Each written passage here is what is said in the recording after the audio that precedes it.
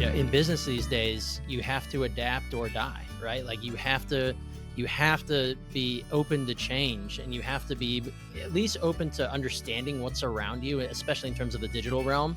And it used to be you could probably get away with that 4 or 5 years, I don't know, 2, 3, 4, 5 years without really adapting and still have your business and still do all right.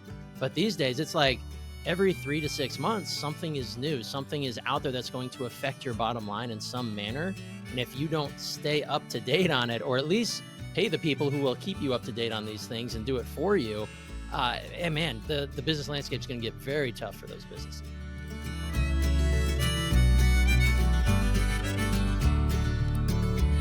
Today on the podcast, we had Brian Gearin on out of Cincinnati, and he owns a Ricochet digital marketing company. And it was an awesome, really fun episode. I wanted to have it really lively and full of information. So really right off the bat, we just dived straight into marketing and way beyond 101. I mean, this is basically whether you're starting a company or you're a veteran, really what are the 10 things you should be considering in terms of digital marketing, and then really what are the top 5.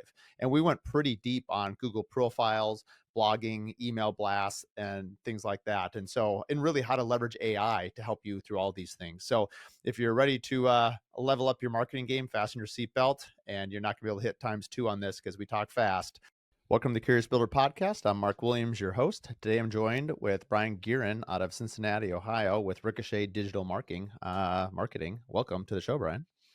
Thank you, Mark. It's a pleasure to be here, man. I've been looking forward to this. I had you on my podcast a month or two ago, and we had a blast, and we've connected a handful of times in between. So I'm excited. Yeah, no, it was fun. I interviewed Jerry Bierman from Alluring Glass, and he and I connected over ultra running and triathlons and all kinds of other nonsense. And wasn't it you basically saw I liked or he liked something on LinkedIn, and that's how you found out about me? Yeah, I think I saw either he posted or maybe reposted from your LinkedIn feed a piece of video, a clip from your interview with him on your podcast, and I checked it out, and I was like, "Oh, this guy seems pretty cool." I know Jerry's awesome, but now I gotta hook up with one of his friends here. So Well, I man, reached out to you on LinkedIn and connected with you there, and the rest is well, history. did you get duped? Uh, It turns Oh, out hey now.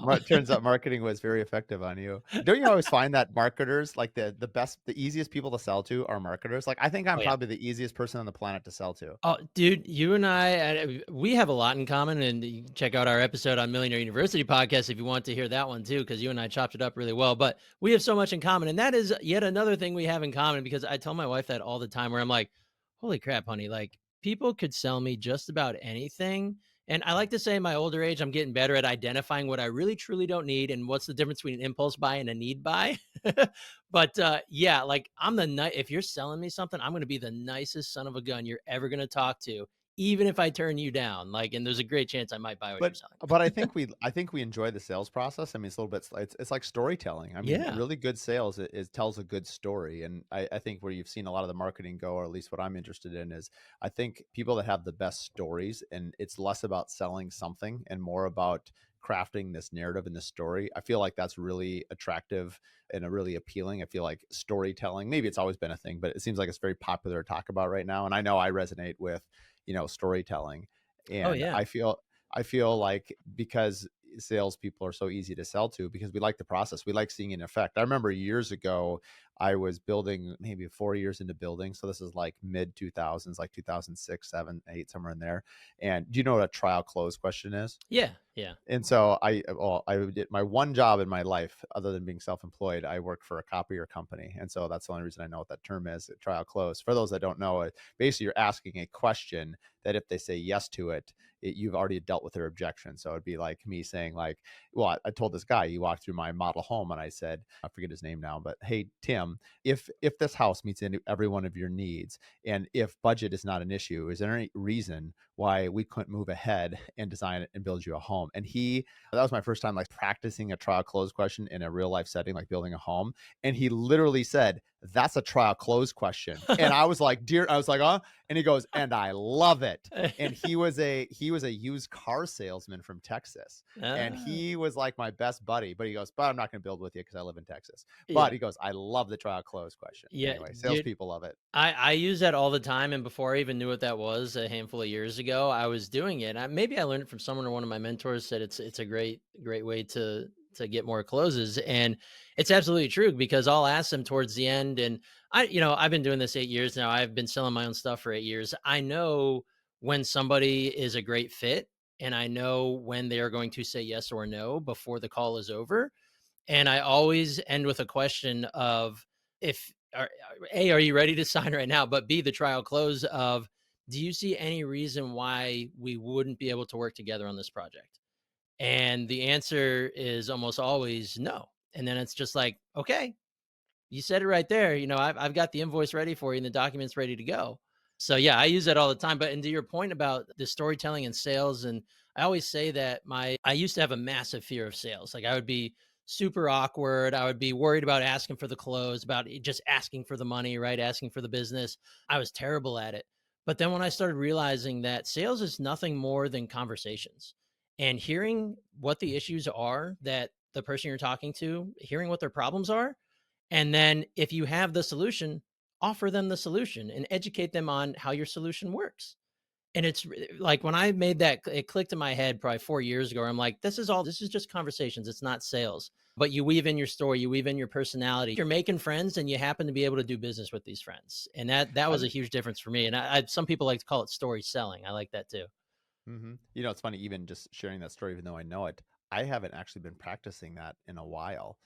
And I actually makes me want to try it again. I was recently through our Curious Builder collectives. I was talking to another builder, and we were informing what our next topics were going to be for next year for discussion.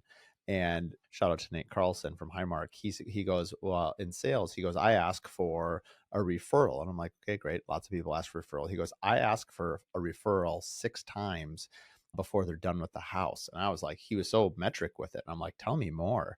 And it was genius. So I'll just, for illustration for the builders out there, it was like, I usually do a 15-minute phone call, discovery phone call. If they call me or email me, I'll do a 15 call first. Then we do a 1 hour meeting in person. And then if they don't sign a design retainer, like we're obviously not a fit. So, but anyway, his point to kind of set the stage is like, that would be me in the first 15-minute phone call. You call me and say, hey, Mark, I'm interested in remodeling my house. At the end of that call, I'll be like, Brian, we had a great conversation. Whether we set up a meeting or not, even if we're not a good fit, he asks for a referral, which I think is genius. He'll say, Brian, I really enjoyed our conversation today. Is there anyone else you know that is also considering remodeling or building a new home that you could introduce me to? And so they'll say yes or no. Then I schedule that meeting with you. You come in for the 1 hour. Let's say it's a yes. You come in for the 1 hour. We're having our 1 hour intro, whether you sign a design retainer or not. Number two, hey, Brian, we had a great conversation. Really looking forward to design with you. Or we're not a good fit, but do you know anyone else that is looking to design a home? And he keeps doing that. And I'm like, that is it's so easy, but Yeah. I've never thought to do it. And it's so effective. You wouldn't believe at how effective it is. And so I'm just like, can't wait to try it. I'm gonna have to do that now too. That's genius because that's biz dev always. I love that. I haven't heard of that. I know I'm enamored with it. I can't stop repeating it. Yeah. I don't think you But it can makes patent sense, like, that, but the best type yes. of lead you can get is a hot one from somebody who even if they didn't do business with you, but they decided they like you, they're probably gonna refer somebody. Well, People like to reciprocate. and a large portion of our audience are builders and remodelers. And let's just say a custom home builder like myself. I've never thought about it until recently. It's frustrating to think of how much time and effort it takes for me to acquire a single client. And not that I won't, I've been building for 20 years. I've certainly had repeat clients, but it's not like repeat clients like you would have it in a digital agency, or repeat clients buying Hydro Flask or LaCroix or restaurants or any other thing that you buy a lot of on quantity. Building a custom home is a luxury product that probably happens once, maybe twice in your lifetime. And so we spend so much, quote, time and money to acquire that one. So we had this great client. They had a great experience, but it's hard to, it's not like I'm not saying that sometimes we don't build for their family and long term, and we do.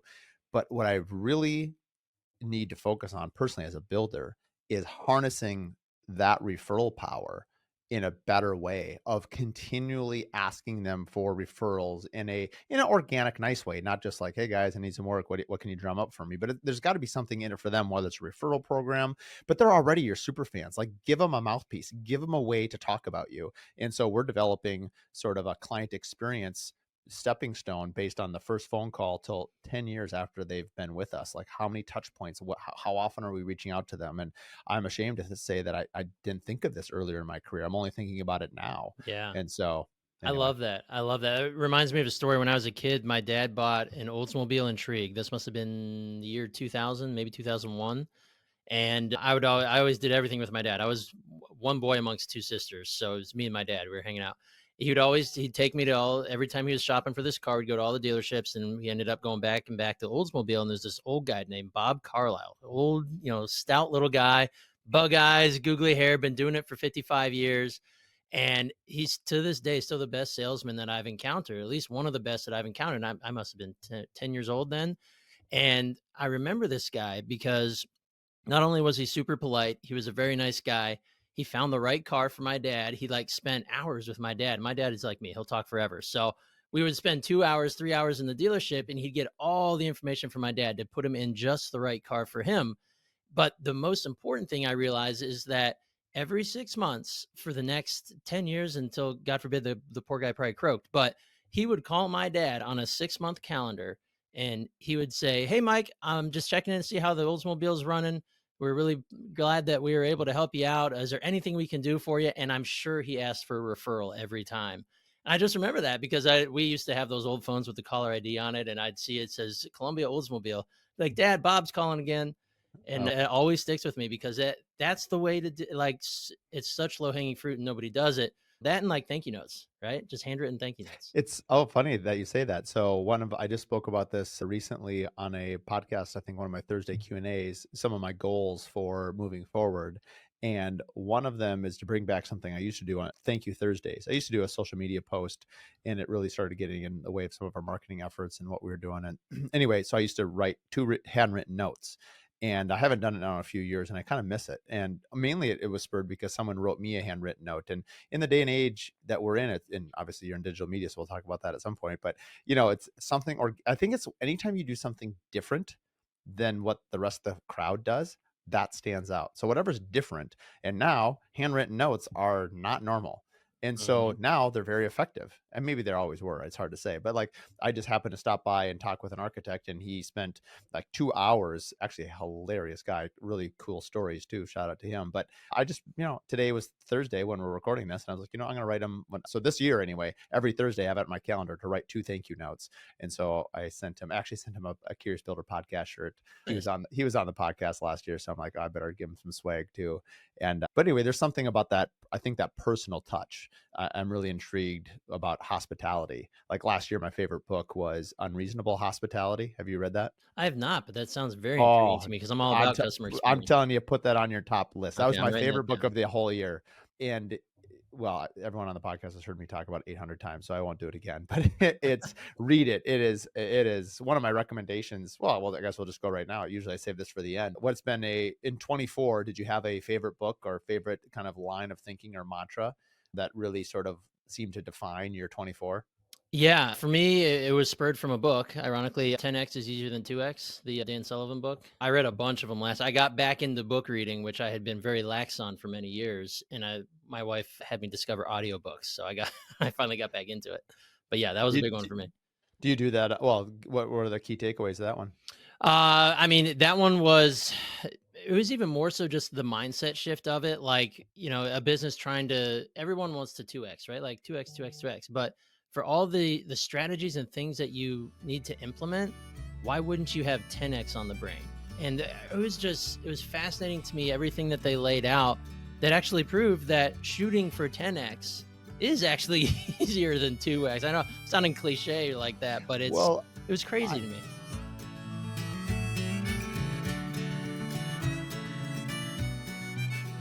This episode is brought to you by Pella Northland. For 20 years, I've been using Pella windows, and I couldn't be happier to call them as a business partner, a trade partner, and someone that really supports us in our quality builds. We use wood windows and doors on every single one of our homes, and 98% of every home that I've ever built has been a Pella window.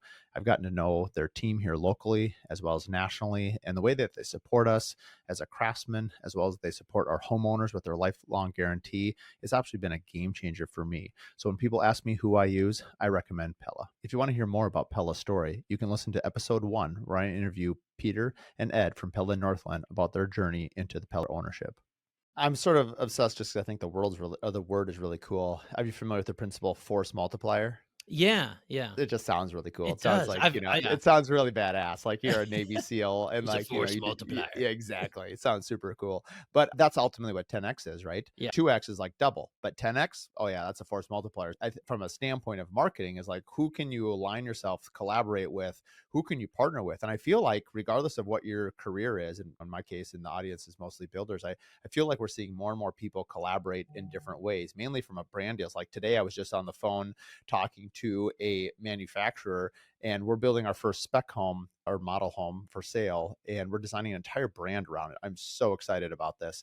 And I'm reaching out to brands to say, and I wouldn't have even known how to do this before I had the podcast. Because anyway, trying something new sort of opens up doors. So, in other words, it's a force multiplier for my building company. So, I approached this company and said, would you give me all the product? And the other thing I would say is, don't think you shouldn't ask for the stars. You might get the moon. And if they give you the stars, wow. So, Mhm. I went to this company who I've been using for quite some time. And I said, this is what I'm doing. I'm trying to get the house to be a net zero house. I'm going to do a ton of marketing around it. I've done this complete brand all about it. And I said, would you provide all the material at no cost? And they said, yes, we'd be happy to do it. I was just like, it's a big number. We're talking like, I actually even don't even know yet, 30, 40,000. Like it's a lot.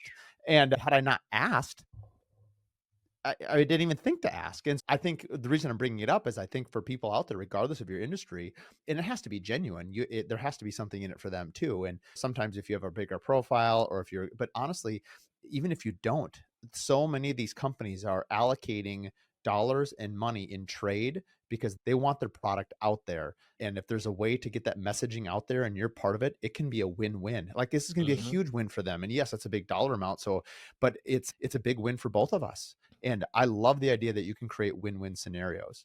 Oh, yeah, I love that. That's a fantastic example of that as well, where you certainly didn't expect them to give it to you pro bono, but I'm sure they realize the outsized possibility of benefit for them if they provide value up front, and value will come back to you in some sort of fashion, probably in spades, but it's just a matter of being able to Well, put it out there. and I think the disappointing thing is when people say no, it doesn't have to be anything that big, and that's a pretty big one. But let's say it's something smaller. It's actually frustrating. I found that companies that you've used for decades, and there's a new company that wants to do something with you, and not just because they want to get in with you. You got to be a little careful there that if someone's just going to just try to get in the door. But I'm not saying don't completely ignore it either, because maybe you're going to learn something you don't know. But I do, it's frustrating if you get some old heads that are saying business, it's status quo, we're not changing. Like you have to stay abreast of what's happening at the times. And trade and co-marketing is really where we're at and where the future is.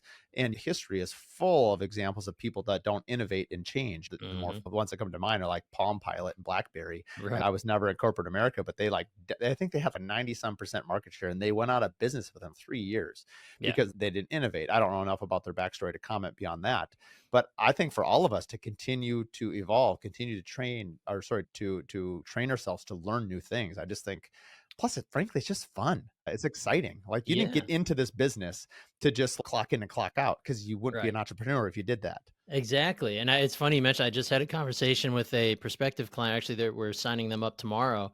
But we had this discussion on, it was her business had gotten a little stale. They had some issues with their website. The calls were down, competition was up, things like that.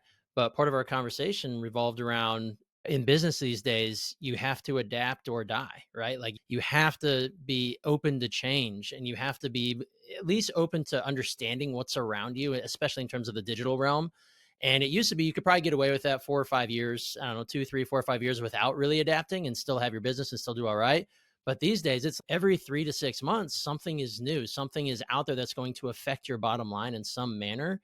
And if you don't stay up to date on it, or at least pay the people who will keep you up to date on these things and do it for you, and man, the business landscape is going to get very tough for those businesses. And that's why the boomers are retiring. There's 10,000 new businesses that are going 10,000 businesses that are either going out of business or going unsold because boomers are retiring. That's one of the main things I wanted to talk to you about was I came on your podcast to talk about the trades and talk about young kids getting into the trades and the attrition rate and how do we get Mhm. more people into the trades. Oddly enough, after this, I'm actually doing a double interview today. After this interview, I've got a young 16-year-old kid coming in who started a sweatshirt company in high school Wow. and nothing to do with building. But I'm like, I got to meet this kid. He reached out to me. He was in the Star Tribune, in our Minneapolis paper, and I'm like, okay, you're 16 years old. I'm bringing you on. We Yeah. got to talk about this. This is amazing because I don't, it's the entrepreneurial spirit and fire, regardless of what you do, that I really want to encourage. And I want to put gasoline on this kid's flames and Yeah. and get other people excited and how cool. I think that's what's fun about entrepreneurship is that we love to see success stories. Like I Yeah. don't feel, and should only speak for myself, but I don't feel jealous when I see other people do really well. I feel inspired and I love seeing other people. There's so much room in the space. Like it's not to get a little woo woo. It's like I have little kids and they like to say who their best friend is or who they love the most. And I'm like, guys, we don't need to do best friends because, or like love. I have 3 kids and May is my oldest. I'm like, May, just because I love you does not actually take away from the love that I have for Simon. In fact, if anything, the love that I have for you, it's exponential. It actually increases the more that I love. A And force I think multiplier. thank you. There we go. I knew we had. I love having other hosts on there. They get it. Look at you. The force multiplier of love. That's the ultimate, But that's true of entrepreneurship. When you see more and more businesses succeed, it creates more and more interest, and more businesses succeed because it is really hard. And I don't know the metrics offhand. Like I read something the other day. Actually, Builder Trend just had it on. They had their 250th podcast episode, and I think it was like only 2% of all podcasts make it 250 episodes or whatever it is. I don't Mhm. know where millionaire university is at. I think we're just over 100, maybe 150. Yeah, MU, Uh, we crossed 200 last year. We're at 223 right now.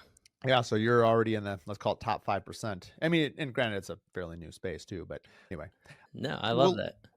yeah. What is your thoughts on? So we'll dive in a little bit on your specific company. People are probably wondering like, what are they talking about? Who are these guys? Jeez. Yeah, so from a digital marketing standpoint, we're talking about we just talked about a lot of old-fashioned ways to market, but you're a digital marketing company. And Mhm. I was just reading off the stuff on your website. And so pretend you're a new entrepreneur. Entrepreneurs out there listening to this are going to it's like one of those things like you didn't realize you were doing all these things or maybe you didn't do any of them. But like how many of it, so digital marketing, you've got website, digital marketing, social media, pay-per-click, Google profile, email content, email marketing, content marketing, e-commerce marketing, which I don't even know what that is, blogging, and now we definitely got to talk about Google Maps. So that's 11, 9 or 10 or 11 things that, and here's the funny thing. Most businesses think that they don't need help.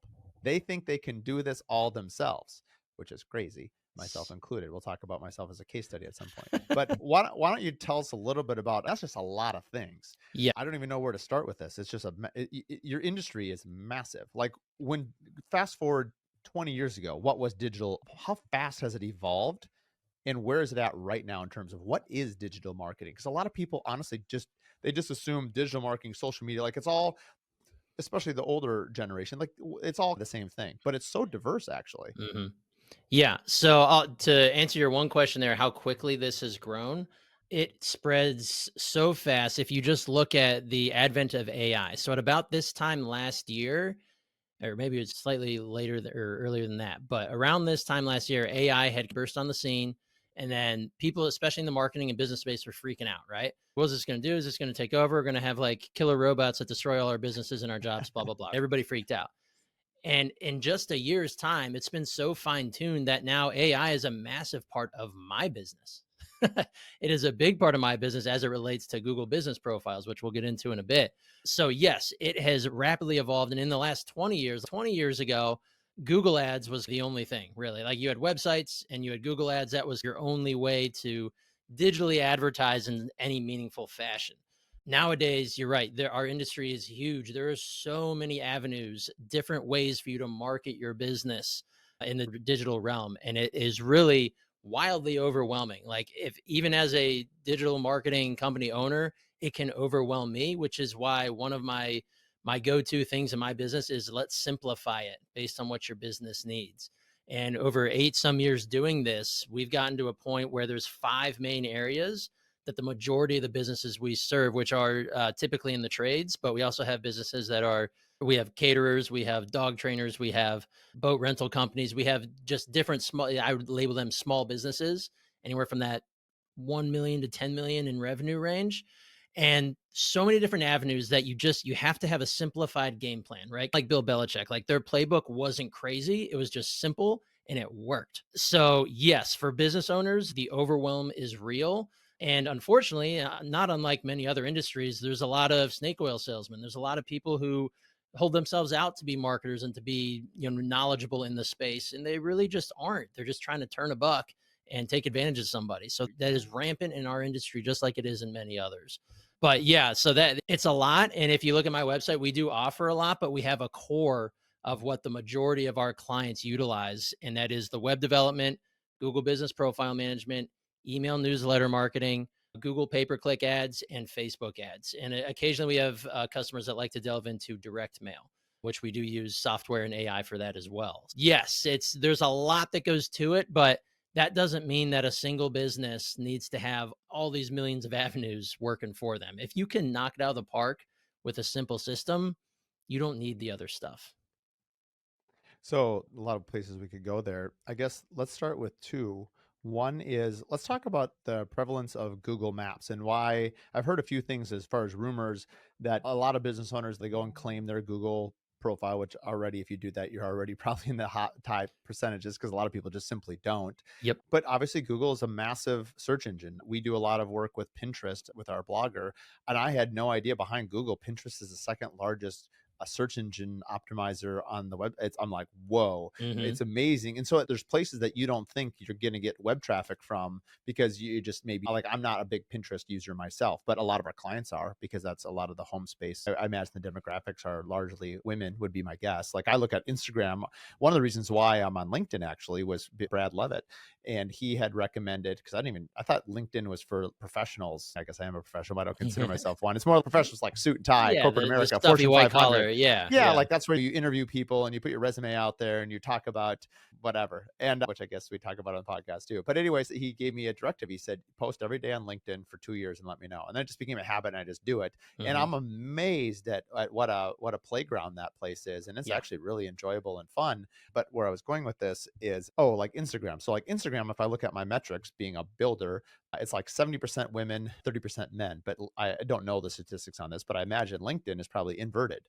And the idea is like a lot of our clientele, especially the owners, aren't on Instagram. Maybe they're empty Hmm. nesters. And so it's like, how am I reaching them? And so it's like different buckets for different people. And I Yep. bring that up by saying, like, why are Google Maps so important to your business? And I'll give you the space to expound on that. Cause I think a lot of people are like, of all the things you said, that's the last one I would probably consider. Like, I really need to spend a lot of time making sure my Google map and Google profile is like robust. Like, I have a great website, I have a good Instagram. Why do I need to care about my Google profile? Yeah, absolutely. So it's funny, I actually wrote an email on this to my email list yesterday. But I'll start by saying when you say Google Maps and Google Business Profile, one and the same thing. Just goes by Google Business Profile. So your Google Business Profile it's essentially what used to be the Yellow Pages for those of us who remember the Yellow Pages. I am fortunately old enough to remember that. It is what your new listing is in the digital space and on Google, the world's largest search engine, right? So I always say it's God's gift to small businesses and to marketers because it is free from Google. They do not charge you to have this. They make their money through their PPC and 10 other million ways, right? But your Google business profile is free to you. And it is what, when you are on Google Maps, like I use Google Maps all the time getting around, but especially if we're in a city or even in my town, I'll forget the restaurants that are nearby. I'll hop on Google Maps and I'll click the restaurants button and pick the area I want to be in. And I will see all the listings for the different restaurants. It helps me choose which restaurant to go to. And then it helps me get there. I just plug it in and take the directions. But it's the same thing for your listing on search. So when you search, use home builders near me and you're located, your IPs in Minneapolis, your Google business profile is now even starting to be weighted heavier than the SEO on your website. Wow. So Google business profile is a massive local SEO play. It is not just a free listing where sure my hours are there and some people left some reviews and I don't even care about it. I don't touch it. That's the majority of business owners. I don't care about it. It's just there. I don't, I have no clue how valuable it is. If New you've even selected it. if you've even owned it. I bet there's a huge people that don't even have that's just nothing, right? Correct. Yeah, we have a new client coming aboard who they have not even claimed their profile. Like it's rampant, right? I think these days a lot of people know it and they have it. It's just they claimed it 7 years ago when they started their business and they just haven't touched it since. But it is a massive, massive missed opportunity for essentially free inbound leads if you're willing to put the work into maintaining your profile correctly. There is a whole lot that goes into it, but the first and foremost, it's weighted to your 5-star reviews. So when people are always gung ho about getting 5-star reviews, get them on your Google business profile. It's fine to get them on Angie's or Home Advisor or Yelp or wherever, but prioritize Google business profile and let the other ones fall in as they may. Because when Google exists for people to come to them to search, Google will not make their ad revenue dollars if people come to Google, they search something, they get served up a bunch of irrelevant results. That makes me not want to go to Google as my search engine. So Google's algorithms over the years have become so sophisticated that they can send me to local businesses without a shadow of doubt that the businesses they recommend to me are going to solve my problems. So if I'm searching home builder Minneapolis, Google's going to go to their Rolodex in Minneapolis and say, all right, based on where this searcher's searching, first thing they're going to check is your profile. Is your profile looking really good? And what do I mean by a really good looking profile? So your 5-star reviews, lots of them, and they're all replied to. Do you have images? Are they added consistently? Do you put alt tags on your images? Do you have posts on your profile? There's a posting section, kind of like it looks like a social media post that basically this is a way for you to signal to Google that you're alive and well. And it reiterates to Google who you are, where you are, and what you do. That is what matters the most when the Google crawlers are crawling your profile and crawling your website. If they can conceivably understand exactly what you do really easily, then they are far more likely to send relevant searchers to your profile. Same with your website. And the whole point behind a profile being managed to the gills is that you get in what's called the top 3 of the map pack, the MAPPACK. So when you search, whether it's on mobile or on desktop, if you search Minneapolis home builder, there's if Google deems it to be a local business search, you're going to get usually anywhere from 1 to 4 paid ad results, and then before the fold, so above the fold, before you have to scroll, you're going to see a Google map and then 3 results, also with a possible sponsored result in there. Those top 3 results are showing up there because they are the highest ranking profiles, meaning they have the most reviews, most photos. They have the best utilization of keywords in their posts. And Google is now deeming that out of these 3 results, we think you'll have a good experience with these people. That's where you want to be. And that is decided mostly by your profile, secondarily, your website.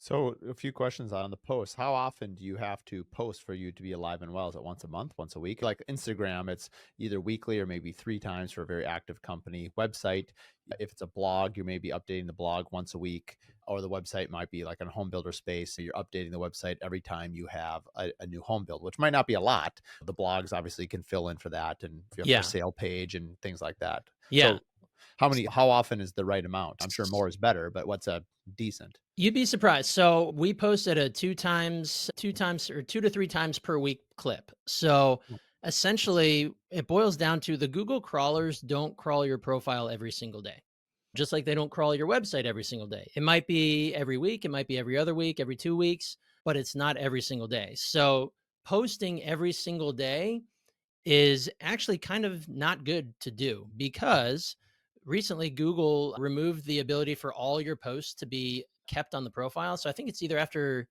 7 or 14 days your posts fall off. So they only keep like your Oh, wow. 7 to 14 days post. It's like So quicksand. What have you done for me lately? exactly, exactly, yeah, like quicksand, like or like baseball, "What have you done for me lately?" Right?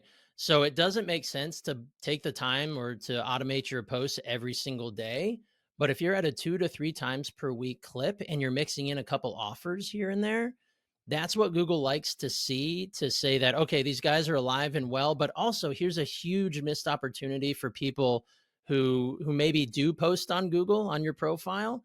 The biggest missed opportunity is these posts allow up to 1,500 characters. Now, when you're searching on Google, and maybe your listeners, if you've done a search on Google, especially on mobile, I mean, like 94% of all searches are done on mobile. You find a profile of a business that can solve a problem that you have. You might flip through it a little bit. Half the time, probably more than half the time, people aren't even getting to the posting section. And if they are, they're probably not even reading your post. That is totally fine because you know what? The posting section is there is for you to signal to Google who you are, where you are, and what you do on a repeated basis. So these posts, you can load them up with text up to 1,500 characters. So we average anywhere from 800 to probably 1,100 So characters.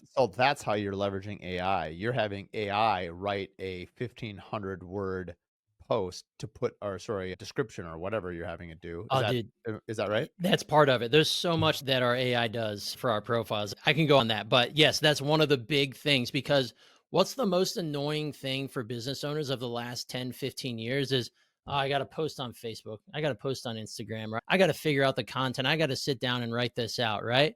AI is a big help for this, but it's the one thing that a lot of businesses don't get done, especially if they haven't gotten to the point where they're delegating to a team member or a social media content person, anything like that, and the ball gets dropped, right? You might post once a month, or maybe you post for 2 months and then you fall off for 6 months, right?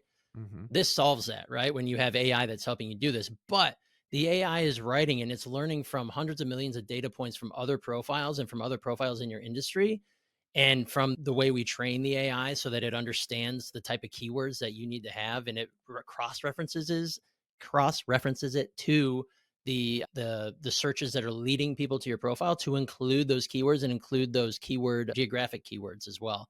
And it builds out these awesome posts. And some people might think like, AI, like it's just going to write these crappy posts. It's going to sound like keyword click or stuffing and all this. No, it's not. It is not. Like, it is readable to the human. It is not offensive if you're an actual possible customer reading these. They're actually helpful. But the main point of these posts is signaling to Google yet again who you are, where you are, and what you do. Are these posts, can they be video or should they be video or they should but just a Yep. photo is fine? They can be video.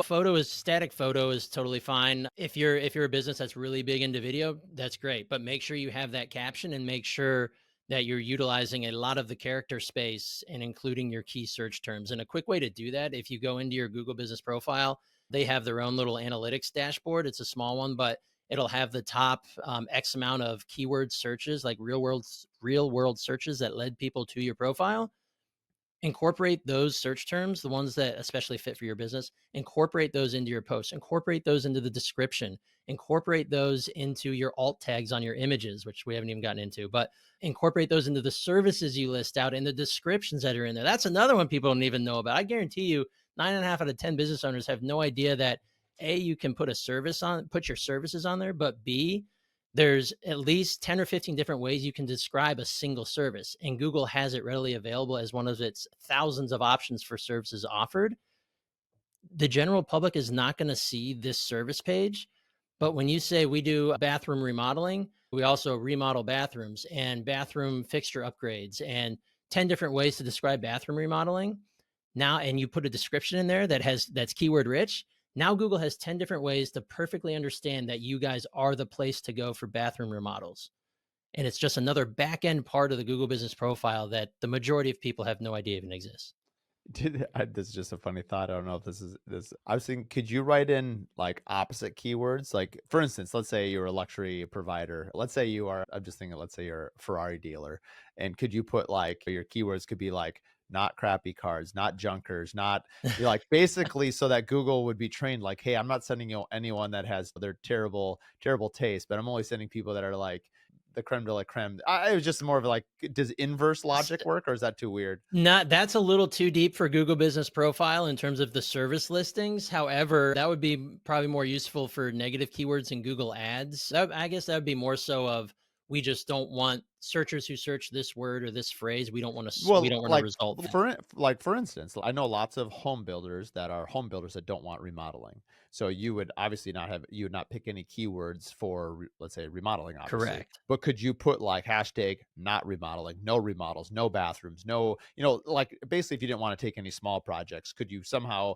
identify wording so that all the leads you did get were all new homes, big homes, if that I don't know, whatever your business was. Could you So do it that way? here's how that works. There's not a technical way to like kind of do like on in Google Almost like Ads a where you filter. It's almost like a filter. right. So in Google Ads, you can filter negative keywords so you don't show for if you only want to show for new home build but not remodeling, you can negative keyword remodeling. However, Google Business Profile, you can't do that technically, but the way to ensure that you are showing for search results for the phrases and terms that you want to show for, that's where you consistently use the keywords you want to rank for. You use them in your posts, you use them in your description, you use them in your alt tags, you use them in your service descriptions on the back end of your profile. That way Google really understands, like, okay, these guys are all about new home builds. Like, there's no mention of remodeling anywhere. Google profile is very unlikely to rank you for relevant keywords that have to do with remodeling. I'm just there's the goofy dad side of me is kicking in right now. I'm thinking of like how far to go with this because now with AI, it could populate it so well. But did you ever see the movie V is for Vendetta?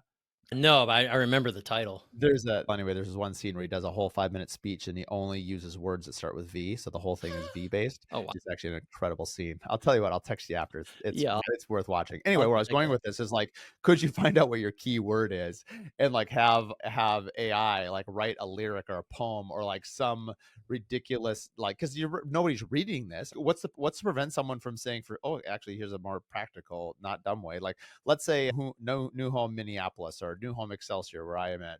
Could I just take new home Excelsior and just repeat it 1,500 times or my max word count? Or is that it has And to be a sentence? Yeah, because you're saying that nobody will reads these posts. It's only for the crawlers. So couldn't I just take 1,500 characters of new house Excelsior, new house Excelsior, new house Excelsior under nope, nope, because no. that's what probably 10, 12, 15 years ago, that's what people would do with, organic website SEO is they would go so far as having blocks of text that are on a white background with white font, and it would just be a Oh, massive list of repeated keywords. So when the Google crawlers, before they were that smart, they would see this website and they can't read color and they can't read images, but they wow. can read text. So it would read keyword, keyword, keyword, keyword, keyword. But to me, the end user, it's just white text on white background. We would never see it. Google Right. cracked down on that years ago. And now these algorithms are so smart that there's no way you can get away with keyword stuffing outwardly that would provide a bad user experience without Google catching it. So to answer that question is no, you can't just go on there. And A, for the people who do see it, that would look really bad. But B, they would just knock you way down. I mean, Like it you just yeah, you would get knocked the just hell shows you down. I'm 10 year my ideas are 10 years old. I like this. Well, that's okay. I only read it at a 12-year-old level, so it's all Yeah, right. perfect, perfect.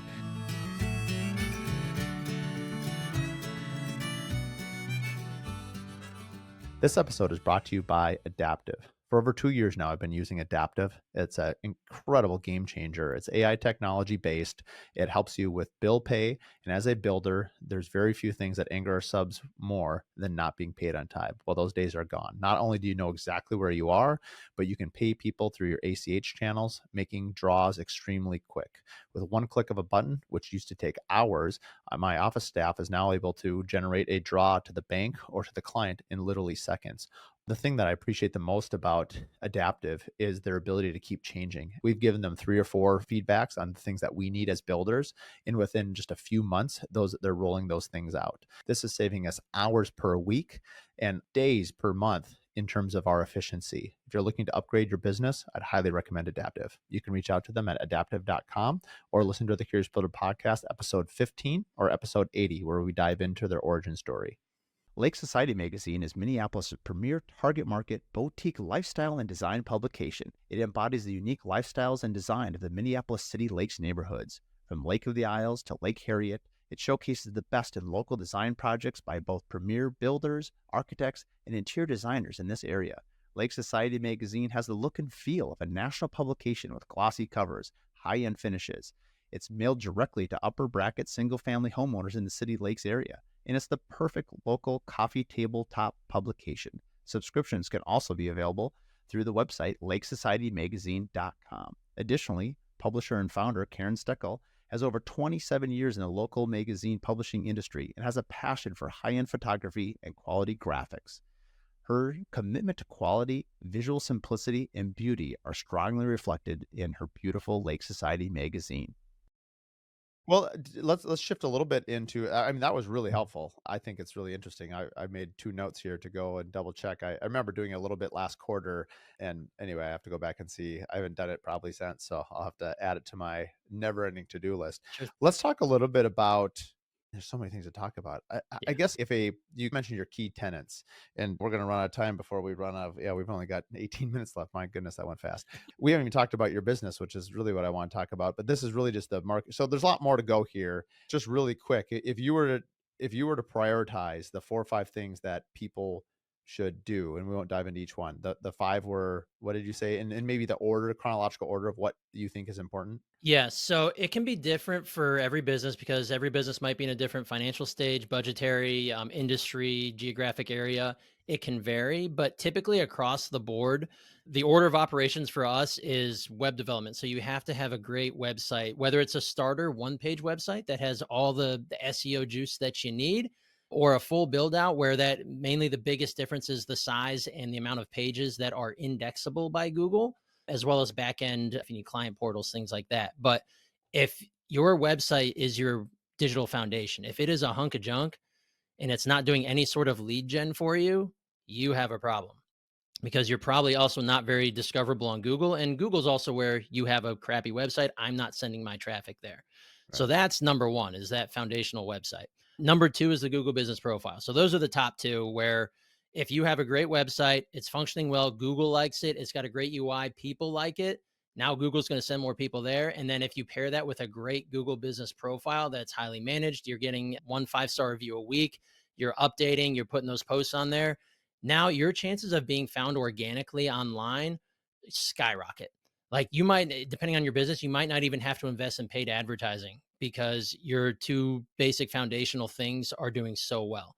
So rather than building on a foundation of sand with no profile and a crappy website, build a nice, solid, big old slab of digital foundation and start with those two things. After that, the very first thing we move into is if it's, again, this is where you kind of depends on budget. A lot of clients, those two first things are a good place to start, and then they grow into pay-per-click ads or Google ads. But for others, or for most of them, the ones who don't go into the lead gen right away, not most of them, just however where they are, where they're at in their business, the next most important thing is your retention marketing, and that comes with email newsletters. So this is one of the most overlooked, in my opinion, one of the most overlooked aspects of a marketing flywheel for a small brick and mortar service based business is the fact that they make no effort or very little effort, little consistent effort to stay in contact with the people who already know, like, and trust them and or their prospects. The easiest way to stay in contact with these people is either a weekly, bi-weekly, or a monthly, at a minimum monthly email newsletter. And it can be easily built out a template. You can have start with a message, have a what's new in the business or recent projects we finished, followed by update from the owner or whatever you want to populate. There's things we're doing in the community. And then, especially for service providers like such as yourself, having a reminder of your referral program at the bottom or somewhere in your email featuring it in that newsletter. It just always consistently reminds people that, hey, I use these guys. They were awesome. And oh, by the way, they'll cut me $100 check for every referral I send them. I'm definitely telling my buddies to go use this lawn care company or this roofer or whatever. And then with email, we also do sequence building. So a lot of times when you get prospects in, whether it's through your website or through paid ads or whatever direction, they need to be greeted in some fashion. And the best way to do that is with email. So the minute somebody drops into your CRM and they're automatically added to your list, they get a anywhere from 1 to 4 email sequence over 1 to 5 days or so. And it introduces a company, it thanks them for their inquiry, whatever pertinent information you need to get across. And then it starts building the know, like, and trust through storytelling in emails, where it's Mark D. Williams Custom Homes. We were founded in 20 years ago. This is what we do. This is what we're about. And use that over a couple emails and it warms people up to you, right? Guarantee you that'll instantly set you apart from so much of your competition because very few people care to do it. Very few businesses care to do that. So that's the next one in order. And then from there, it's your paid advertising. So your Google ads. I'm speaking more specifically in the trades areas and home service businesses, but the Google ads, like if, you got to have budget for that. And if you really want to boost your inbound calls and your inbound leads, that's a great way to put fuel on the fire. And then after that, still in the realm of paid ads is Facebook advertising. So Facebook ads are very industry dependent and goal dependent. Not the best place for, I shouldn't say it's not the best place for lead gen. It's a different place for lead gen, but also it's a great place for brand building. Now, lots of different people and marketers, business owners have different opinions on brand building. But if you don't want to spend a lot of money to get your projects, your message, your things out in front of a lot of people in your area, Facebook ads is a great way to do that. You can also do paid lead gen on there. It's just a someone who's responding to a Facebook ad. They're the tippy top of the funnel. They require a ton of nurturing and quick contact to get them down to where they might become a paying customer, as opposed to Google. I'm problem aware when I'm searching new home builder Minneapolis. There's a great chance I'm trying to talk to a home builder about building my house. Whereas on Facebook, I might be sitting on my couch and I might be in the market or I want to consider it, but I'm at so far at the top of the funnel compared to a Google searcher. That's the big difference between the Facebook and Google. So, little bonus tip there. But that's the playbook that we give to 99% of our customers, our clients, because it's the most basic things that a business could need. And some of them need all of it. Some of them want half of it. Some of them want the top part of it. It's whatever So they so need. let's talk about, I mean, obviously if you're not doing anything, you just heard the top 5 things to do, so start doing them. I'll use myself as a case study. I'm doing almost all of these things and I have a couple people that help me, but not why, and I would only because I can speak from first person in this is the reason I'm Mhm. bringing it up. Why it's overwhelming. It's a lot. I mean, I have 2 people. I have a person that all they do is write blogs for me and post it. The blogging and newsletter has delivered the amount of not only content we generate, not only through the Curious Builder, but from Mark Williams Custom Homes is robust. It's not without expense. I'm spending probably 24 to 30,000 a year to have this done. It's really high quality. It's on brand, and it's commitment in marketing. I guess my question in that is, it took me a long time to believe that. And then like when you're in this realm, you're like, okay, I have to do it. And then you start seeing how it's effective, and you're like, okay, wow, I can't believe it took me this long to get into it. I guess my question is I'm doing all of this sort of juggling, and it's a lot. Like recently, 2 people on my team are informing that I'm gonna have to find maybe a different spot to do this. And you and I are gonna chat after this actually. But then the second question is what, let's say step 1, if you're not doing it, start doing it. 2, let's say you are doing it, but you think you can do it all yourself. And I fall into that quasi category. I'm not personally doing it myself. Like I'm handling some of the social media, some of not. I'm handled the website, but some of it not. I mean, I imagine Mhm. I fall in like a lot of builders that are somewhat dangerous in marketing and love it, but they do a lot of it themselves. Why? It's crazy as a home builder for someone to think they can go build a home to the same level that I can build their home. That's why I have a job. Why do so many business owners who are good at their business, you're a good plumber, you're a good electrician, you're a good builder, you're a good architect, you're a good designer, why do they also feel like they have to be a good marketer? Why do they also feel like they have to run it all? And we'll get into like why you have a job. We probably talked about Ricochet digital marketing at Yeah. all, but I assume I'm not alone in saying that. Why is the small entrepreneur so resistant to hiring somebody like you? It would make their life so much easier. This is your elevator pitch. Am I wrong? Is it just me, No, or is this is a very common occurrence where people think they should do it all themselves? everybody thinks that way. And there's many different reasons. One of the biggest ones, and I've had this trouble as an entrepreneur myself, is delegation, right? This is my business. This is my baby. Even if you're a partner, it's a partnership business. It's still that fact of nobody can do this the way I can do it. And the thing is, when it comes to your business, typically as the business owner, you're right. Nobody can do what you do as good as you can. But in business, and especially nowadays, there are so many different moving parts that contribute to your ability to do what you do really well, but also be profitable and make money doing it. And there are two totally different things. Besides that, trust is a massive one too, right? Like marketing is not inexpensive. It is expensive to, especially if you're doing paid advertising, if you're paying for blogging, you're paying for web maintenance or web build, you're paying for management of your profiles, you're paying for your content. It is very expensive. And as typically a small business, even a $5 million business, everybody has different margins in different industries and manage their money in different ways. When you're cutting a check for 1,500, 2,000, 3,000, 4,000, $5,000 a month, before even ad spend, that can be really scary. Unless you're, if especially if you're maybe you're a $1 million business or you're 2 million, but your margins are pretty thin or your expenses are really high. It's really understandable when a business owner says, "Man, I need to do this, but dang it, like I don't know if I can take that $2,500 hit plus another 1,500 in ad spend." So it totally depends on where the business is, but I think that's probably the number one reason is the fear of the investment And I always tell prospects, it's not unlike regular monetary investing. You're going to put money in, and the goal is to put $1 in and see how many of his friends come back after your efforts, right? Hopefully it's 5, 10, 15, 20 plus, but there's no guarantee of that. And there's no guarantee of it happening quickly, right? Now, the big thing about building trust and marketing is A, having a track record, but B, having the trust in that person that they and their team have the expertise on hand to handle and troubleshoot what happens in your business. And to be honest with you, that's the other, I mean, that's severely lacking, especially in my industry, is just honesty. Like, it's happened to us before. We had a plumbing client a couple months ago, and he came on, he didn't want to do our system. He just wanted to see if we could tackle Facebook ads. And we launched right before the holiday, or the months leading into the holidays. And I'll be honest with you, it did not work out. We did not get the results that we thought we could and that we've gotten in the past. There's a multitude of call them reasons. I don't like to call them excuses, but we launched at a bad time.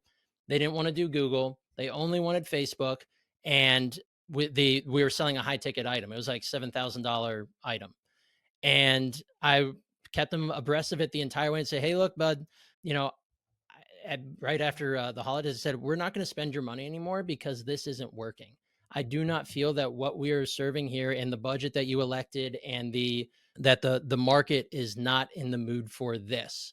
Could it have been our copywriting? Sure. Could it have been an offer that the market didn't like? Could it have been because it's the holidays? Sure. We don't know 100%, but it didn't work. And I had no problem going to him and being like, "Hey, boss, this ain't working. I'm not going to burn your money. Like, I'm not going to sit here and say, let's try this just to get another months out of you." Absolutely not. Like, Facebook was not the platform for him. And I think this is a very long-winded way of answering your question of, you have to have somebody you trust, and you have to be able to take the leap and take that risk and invest the dollars in this. But also, don't be afraid if things aren't going well and you don't feel like it's right for you, to be able to pull the plug. So hopefully that answers the question a little bit. But we encounter that every single day we're talking to a prospective client. One of the things that you didn't mention, social media. So let's talk specifically, let's call it Instagram or TikTok or those platforms. That was not in your top five at all. And yet though that, and not that stuff can't be repurposed for the other things that we just talked about. But where do you see where do you see that in terms of effectiveness? I feel like I'll let you answer the question. So are you speaking specifically towards the organic side of social media? Yes. Okay. So the organic side of social media, we avoid. We deal on the paid side. The organic side of social media is another industry all to itself. That takes a different mindset. It's a creative mindset that I don't personally have, and it's not one that I'm willing to bring on a teammate to deal with, because we help our clients grow through the system we have and the pay per click talent, the paid ad talent that we have. But that doesn't mean that it's not wildly important for a lot of businesses. And my question is for businesses that rely heavily on the organic. Some industries lend itself to more success better than others. But my question is always, what type of ROI do you glean from your organic efforts? Like, can you prove that X amount of sales came from people who either engaged with you or found you on organic social media? And Um, I think a big part of it too is, like, for instance, a good friend of mine, Katie Kath with J Kath, she's a remodeler here and she's got a great social presence. She killer blog. In fact, I model my blog after her because hers is so good. And she had said that, I mean, like 95% of all of her clients come through social media, which is shocking because I get like very few considering how much effort and resources I put into it. And I asked her, now she has a cabinet shop and she does design, so she's got a bigger range of offerings than I do. And she can sell to B2B, where everything is B2C for the building company, mhm. and where she can be a little bit of both.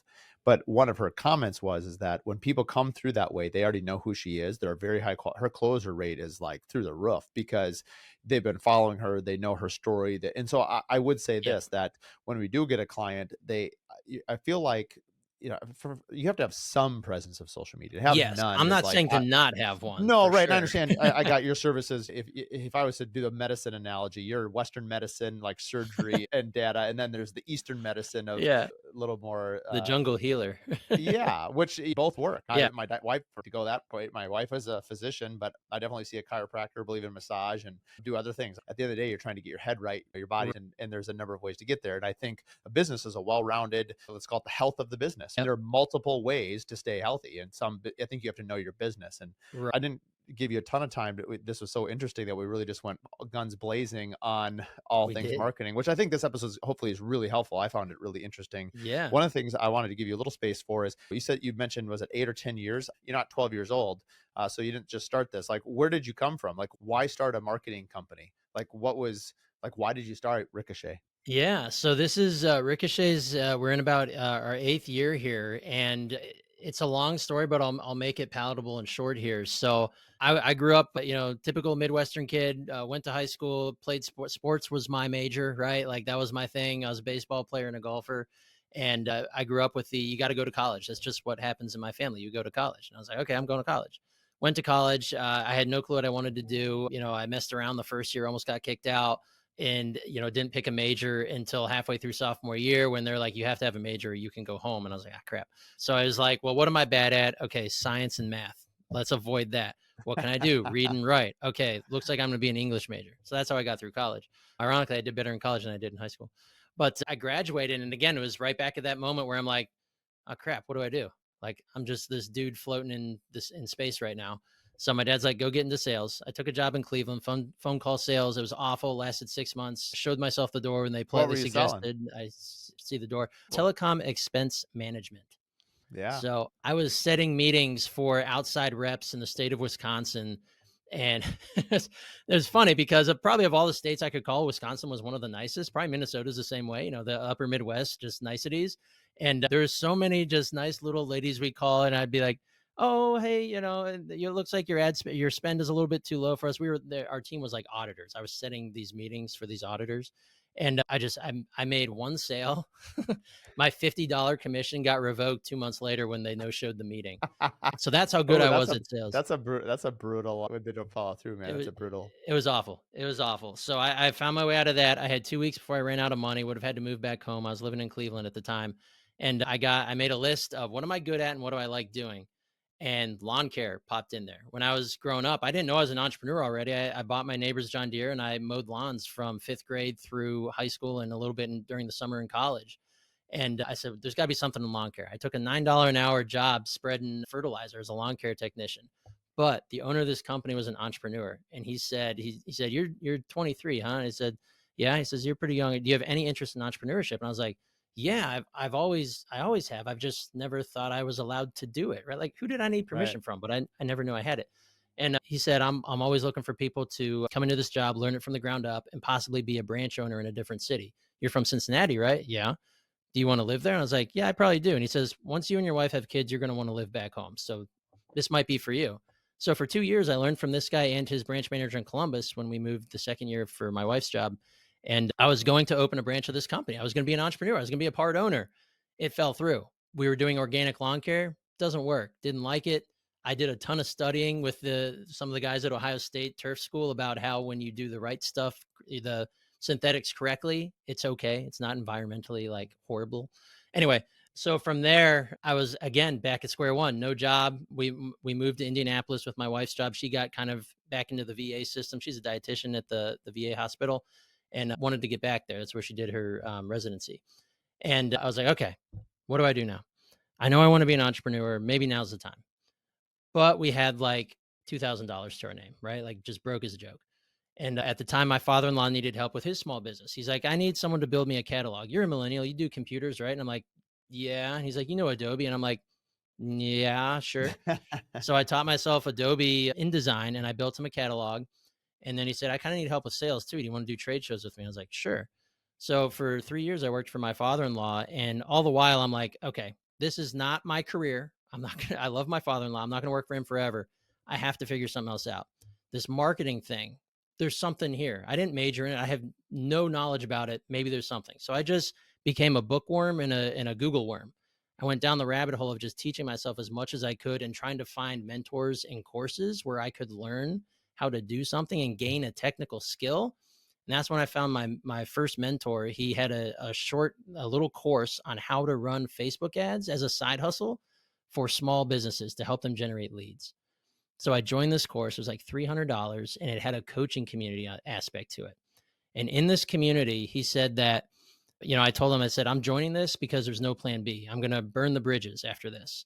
There's got to be a way for me to be an entrepreneur with this. And he's like, yeah, there absolutely is. I'm doing like 30K a month in exactly what we're teaching you. And I'm like, all right, I'm in. Like, give me everything. So I learned from these guys it took me 11 months to get my first client. I started this on the side while working for my father-in-law, and I started getting real world proof that I could do this. I started generating leads for real people. And man, from there, it's just been a waterfall of I got really good at Facebook ads. I learned how to sell it. And then I said, man, it'd be really nice. I have people ask me about Google ads. I didn't know how to run Google ads. And even to this day, I can be dangerous with them. But you know what? I hired my first teammate back in 2021. We've been working together ever since. And he's an incredible Google ads specialist. He's been doing it since Google ads became a thing. And then we started crushing it with Google ads. And I'm like, man, what else? There's something else. And people keep asking me about, this thing called at the time was Google My Business. And I was like, I'm going to go teach myself that. So I taught myself everything I possibly could about Google My Business. And then I started managing my own for my business. And then I asked a few of my current clients, hey, I noticed your Google Business profile isn't in use. Do you want to try something with me and see if we can generate more leads from it? And only cost you a couple shekels. And they're like, yeah. So I started getting real world proof that I could I do didn't that. realize that you were taking shekels because I got plenty of shekels. Yeah, there you go. Yeah, hey, if it's green, it spends. If it's shekels, Mhm. whatever you have, we'll take it. Yeah. Crypto. Um, Now you accept crypto. yeah, yeah, the new frontier. But yeah, so and then from there we added web development. We added that last year. Brought on my teammate, who's an incredible, not just a web designer, he is a web developer, meaning he is a full stack engineer. This guy makes the most incredible websites, and he's a part of my team. So it really became me building out a team of people that can do things that I could do, not web design. I can't build a website, but things that I could be dangerous in or have the knowledge to converse about, but would never go personally sell without somebody who's an expert in that seat. So we slowly added those services, and we added the email newsletters. My email copywriters are amazing, and they do a great job getting the information from our client and putting into a template and getting it out there, adding a little spice to it and taking care of that. So yeah, so that's kind of how this business started and grew out. It grew from a side hustle into a real thing, into me burning the bridges when I told my father-in-law, thanks, but I'm out. He was like, are you sure? Can I like give you some more money just so I know my daughter's going to be okay? And that was at COVID. So like, it was like 3 weeks later, COVID happened. And I was like, might have screwed up, but let's find out, mess around, find out. And yeah, here we are 8 years later, and it's awesome. And I feel like I'm still just getting started. Like, we're really booming, and the partnerships I've developed through this business are incredible.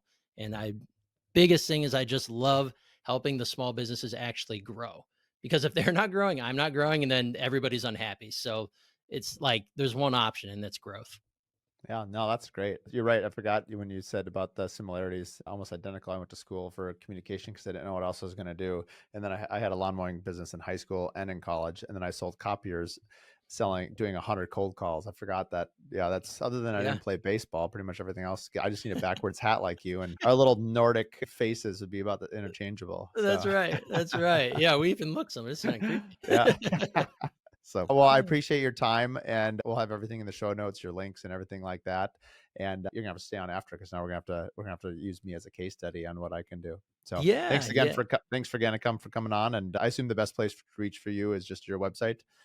Yeah, yeah. Check Yeah, us out. Ricochet, DM, RICOCHET, D is in digital, M is in marketing.com. Hit me up on the website. The best place to reach me personally is either through LinkedIn or through my email. And it's just Brian, Brien. It's an Irish thing, at ricochettdm.com. Or you can look me up on LinkedIn, BRIENGEARIN. And I'm always open to meet new people, connect with new people, begin new relationships. And if any of your listeners out there want to hit me up, I'm an open book. sounds good. Thanks again for coming on. Thank you so much, Mark. This was great. We're excited to announce that the Curious Builder collectives are going into 3 other states. For those not familiar with what the collective is, it lives between what the Contractor Coalition is and a Builder 20 group. What we do in each state is we have a group of 25 to 30 builders that get in a room, and you break up into groups of 9. You spend 45 minutes talking about a set topic, whether it's branding, marketing, contracts, whatever that set topic is for that day. And then you talk for 45 minutes, you get up, you mix up the groups and you do it again, and you're out of there. You'll be out in under 3 hours. We're going to be going to Phoenix, Arizona. Brad Levitt is going to be leading a Curious Collective in Phoenix, Arizona.